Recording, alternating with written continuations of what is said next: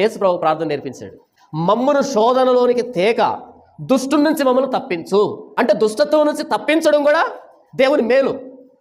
మనం సాయంత్రానికి అనుకుంటాం, ఏమి ఇచ్చాడు దేవుడు నాకు అని అనుకుంటాం. అయ్యో, పొద్దున ఇంటి నుంచి బయటకు వెళ్ళిన నీవు మరలా అంతే భక్తిగా ఇంటికి వచ్చావు, అది దేవుడిచ్చిన మేలు తల్లి. ఏమో ఏ పూర్వంబోకు అలవాటు మనకు ఎదురై, గతంలో మనం మంచివాళ్ళం కాదుగా, గతంలో నాతో చెడిపోయినాడు ఇంకెవడు ఉండడు, నాకు నేను సాక్ష్యం చెప్పుకుంటున్నా.